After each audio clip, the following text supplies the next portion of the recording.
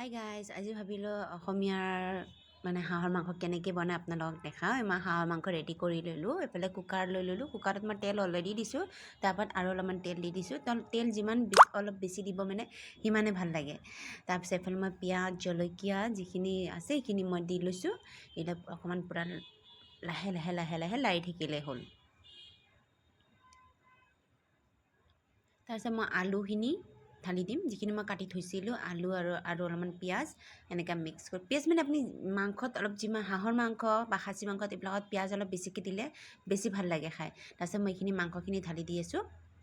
মাংসখিনি ঢালি দিলোঁ। তাৰপিছত আৰু অলপমান ধুনীয়াকৈ অলপমান লাৰিলে হ'ল। তাৰপিছত তাতে মই নিমখ হালধি দি কেনে আৰু অলপমান লাৰি দিম।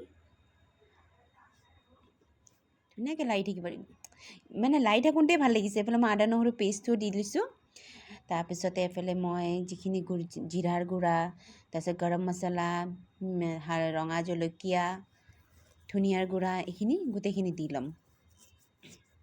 আৰু আপোনালোকে দালচেনি এনেকৈ কিবা কিবি দিব পাৰে, কিন্তু আমাৰ দালচেনি দিলে মানে আমাৰ খাব নিবিচাৰে, সেইকাৰণে দালচেনিটো নিদিওঁ। চ' বাকীখিনি যিখিনি 4-5টা যিখিনি জ্বলাৰ গুড়া আছে সেইখিনি দি লৈছোঁ। দি লৈ ধুনীয়াকৈ মানে সেয়া কৰি অলপ অলপকৈ ঢাকন মানে পটকৈ মাৰি নিদিব, অলপ অলপ ঢাকন দি দি কেনে লাৰি থাকিলে হ'ল।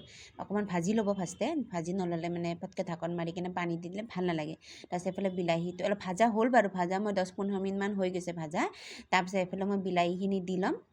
বিলাহীখিনি দি কেনে আৰু অলপমান লাৰি দিম। ধুনীয়াকৈ লাৰি থাকিব আৰু মানে বস্তুখিনি মানে যেতিয়ালৈ এটা স্মেল নাহে মানে তেতিয়ালৈ মানে ধুনীয়াকৈ লাৰি থাকিব। মই ইয়াতে কৈ আছোঁ যে আপোনালোকক যে কুকাৰ মানে ইয়াতে 10টা বা 15টা চিটি মাৰিব লাগে, তেতিয়াহে মানে বস্তুটো সিজে। হাঁহৰ মাংস সিজোঁতে অলপ টাইম লাগে আৰু আপোনালোকেতো জানে মই হাঁহৰ মাংস কেনেকৈ বনাই। মই জাষ্ট দেখাই দিছোঁ যে কেনেকুৱা হয়, তাৰে অলপ অলপ আপোনালোকক ডেমো দেখাই দি আছোঁ।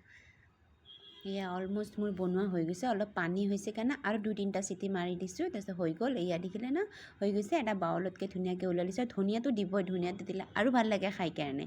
এতিয়া মোৰ হৈ গৈছে। আপোনালোক কেনেকুৱা লাগিছে ভিডিঅ'টো চাই প্লিজ মোক কমেণ্ট কৰিব। ছাবস্ক্ৰাইব কৰিবলৈ নাপাহৰিব, লাইকটো দিবই। Okay, bye bye.